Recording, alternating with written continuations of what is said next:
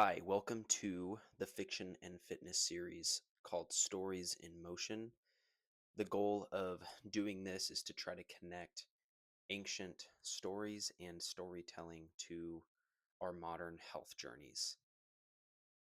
Now, before we talk about specific stories or fairy tales, let's talk about fairy tales as a concept. So, fairy tales essentially are short symbolic stories that use things like magical or even fantastical elements to explore universal human experiences. Things like fear, growth, morality, loss, or even transformation.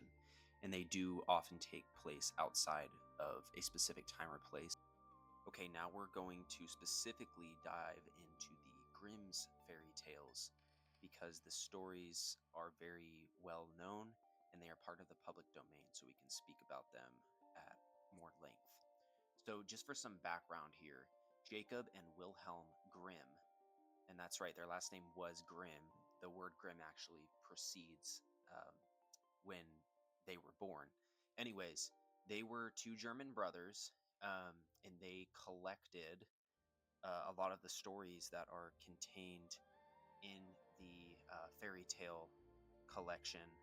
And interestingly enough, the work was originally titled, forgive me if I butcher the name, but as Kinder und Hausmärchen, which means children's and household tales. And so, um, originally in that 1812 first edition, the stories were actually a little bit more violent.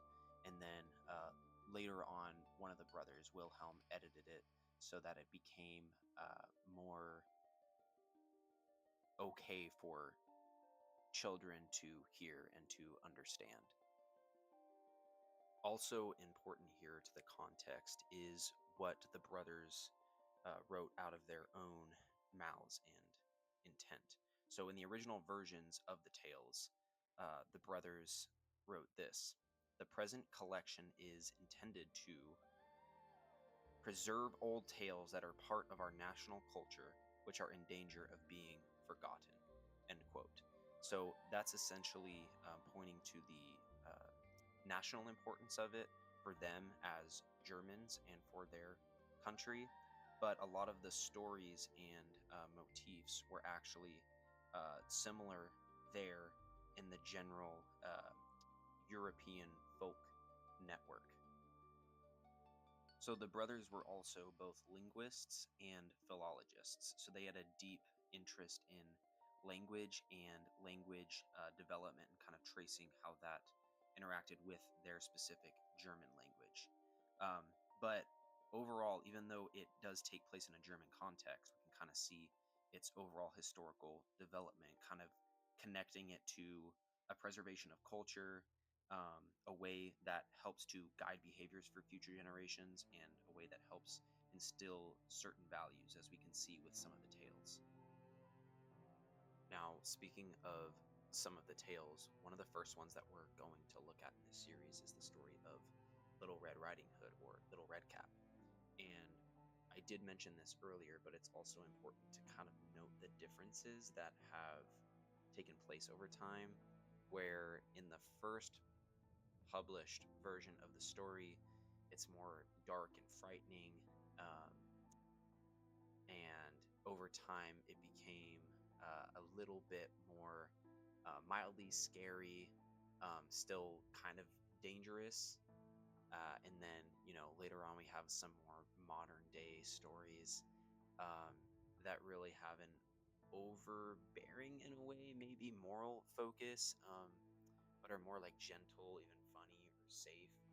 And so, in this series, we're gonna kind of stay in the middle there, um, but also, mentioning some of the original uh, versions so that we can talk about the real stuff of life and how the Grimm brothers originally intended the stories to be passed on, and so we can, apply some of those themes to our health journeys where we will be facing the stuff of real life and not all the toned down versions. And so I think it's important to have that context moving forward.